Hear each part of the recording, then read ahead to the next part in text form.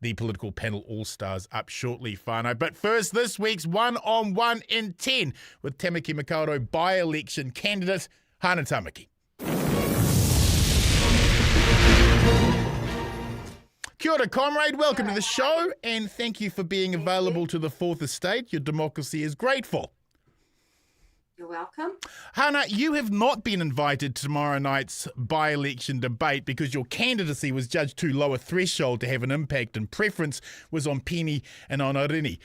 Has that been a blow to your campaign? Well, the thing is, what is the criteria? I've stood at two other by-elections, general elections and one by-election. I'm a leader of a party, and there's only two other people, so it's not like you've got 20 people lined up. So I just think, what the heck's going on? You guys need to get in the game. Excluding somebody who is a leader of a party, and to be honest, registered party and audited party, I'll have you know. I think there's something wrong with the way that you guys are choosing to do that debate tomorrow night. Your husband, Bishop Brian Tāmaki, has called Never on mind my husband, we're not talking about him, we're talking about me and the by-election and what I'm standing for. So let's get rolling about what Hannah Tamaki wants to do in Tāmaki. Indeed, but he has called on his followers to use force in ripping down the flags of other religions on the street. Isn't a prerequisite for engaging in the democratic process a total abandonment of violence and intimidation as a tactic? And hasn't his calls for street violence against other faiths? They were not our Indigenous flags. They are other flags, and I'm not talking about other things. When we're talking about a by-election here, and we're talking about me wanting to stand and represent the people that aren't represented that I know. And I think too, people say to me, you don't speak the real. Well, I know that there are lots of people that don't speak the real, but it doesn't mean you don't have a heart and a passion for our people. Mm-hmm. So I'm not talking about my husband or anything else. Actually, he didn't even know I was doing this Zoom until about 20 minutes ago. So he sticks to his kaupapa and I'm sticking to mine. And I do not appreciate you straight away bringing that in and tarnishing me for what I'm wanting to do here in Tāmaki. I'm not saying Destiny Church are Christo-fascist brown shirts, but attacking other faiths on the street does make them look like brunette blouses, doesn't it? Can you honestly claim their appalling actions don't reflect upon you as a candidate?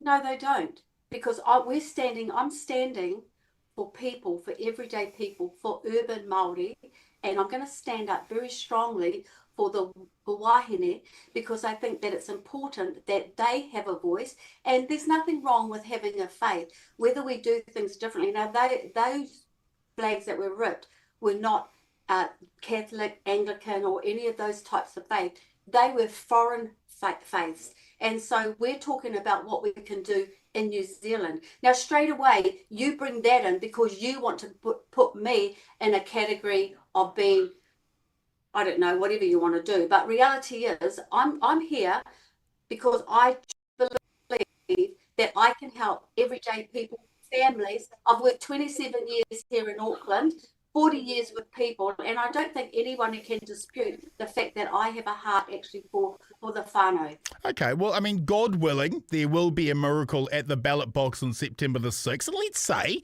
you win the election. What would Tāmaki Makaurau be like under Hannah Tamaki?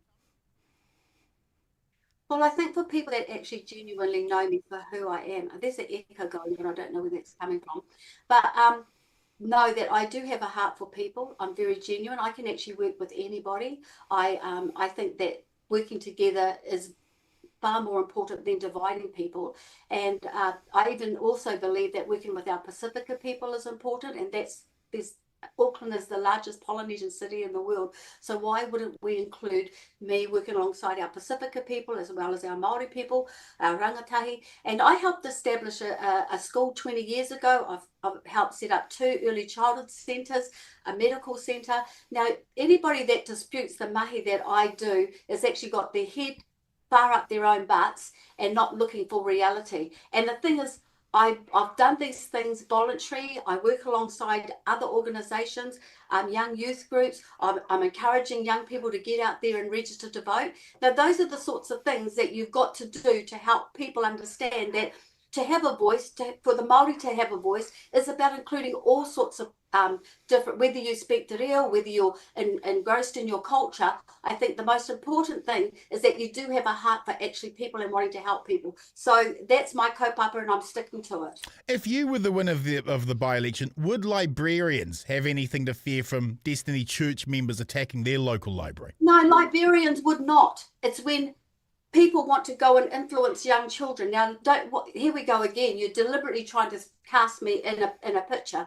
But look, I can go to the library, I can go to the council building, I can go to the tax department, I can go to the bank, and no one feels threatened by me. So half the time, I think you're just trying to throw a whole lot of ugliness up here, Martyn. Be fair in your question. Are you going to talk to Penny like this? Are you going to talk to Irene like this? Well, I don't think Penny or Irene have called for violence on the street, whereas your partner has. I've never called for violence on the street either. So but your partner has. No, I have not. If you were the winner of the by-election, would you ban any books in our libraries? Well, it all depends what sort of books you're talking about. If they're demonic books, well, yes, I may. But I don't know. I'd have to find out what sort of books. But I would not ban Māori language books or books that teach children the right ways of family or anything like that. So, no, I think that it's important that children do actually learn to read. I think that our language is important. If you were the winner, would the flags of other faiths be allowed in Auckland? Well, that's not up to me. That's what the council's decide, don't they? Well, I mean, sure, but as a representative of Tāmaki Makaurau. Here we go again, Martyn. Get a grip and start asking me decent questions, things that will actually work. I'll tell you what I'd like to do. The first thing I'd like to do is move all those bike racks in Auckland where cars are getting damaged because they're running it. I don't even see any cyclists riding on those bike tracks. So that's the first thing I want done in Auckland is get rid of those things because you're taking up parking spaces, you're damaging cars, you're not working for the people. And look, around South Auckland, I don't see anybody riding a bicycle. So those things to me are far more important than what you're trying to talk to me about tonight. Well, I don't appreciate your questioning. Most people don't. If you were the winner, should the rainbow community of Auckland have anything to fear? No. Do you know what? I've got a gay sister, gay niece, gay nephew. They love me, and when there's battles going on, they always say, "Kia kaha, auntie, you'll be fine," because they know that I'm not a hater. Fine. And I think I'd love to see anybody that actually says, "I am." I'm talking about me, my whānau, who I love and love me. What would your why would they have anything to worry about? What would your top 3 things for Auckland Tāmaki Makaurau be if you were successful? Well, I think family, young people, employment, and getting an understanding where our young people are taught that to have dreams again, to have visions again, to have hope again is important. We used to say back in the 70s, "I can't wait till I get a job and I can buy a house." That sort of language is gone. That's the sort of thing that I like to inspire young. When I talk to young people, I go, it is possible. You've got to get a bit of education, you've got to start saving money, you've got to not get into debt, all those sorts of things which can work for a better future. Now, when you see governments now, do they ever put family policies? No, they don't. And because I work on the ground with people for 27, 40 years, I started when I was 18 years old working with people, and I'm going to be 45 this year, and I'm still doing the mahi, and I'm still encouraging people, and I'm still giving hope. So I'm not going to ever stop that, regardless of whether I win or do not. I will continue to do the mahi. I will continue to be passionate. I've done it all this time, and a by-election is not going to stop me from carrying on doing the mahi, whether I do it or not. And I always say, this is what I say as a person of faith. God owes me nothing, but I owe him everything. And it's my responsibility to put my best foot forward, to speak up for those people that aren't heard, and to continue to do the mahi regardless. So that's how I honestly feel. I didn't win the other 2 general elections, but did I stop doing the mahi? No. And I'm not there for a personality. I'm not there to get known. Actually, probably more people know me than I know them. So I'm going to just continue to be passionate. And I think that it's important that people know that the voice of the wahine is very important. We help develop and grow our families. We nurture. I'm a great grandmother, not just a mother and a grandmother. I'm a great grandmother too. So the next generation mean a lot to me. And I've got a real purpose in life to do something that can help make a better future for them, not just my mokopuna, but for anybody else's mokopuna who needs help and support. The amount of single parent homes that we help men, and whether people like it or not,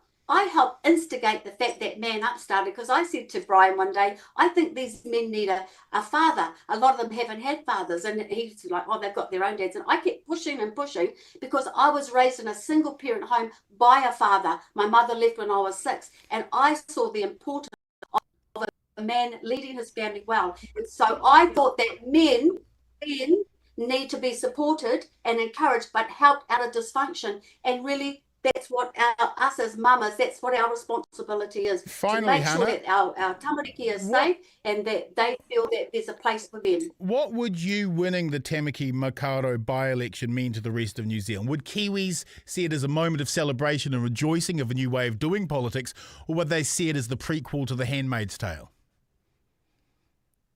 Well, I don't know, because I don't know what all of New Zealanders think. Thank you, I will comrade. say, Yes.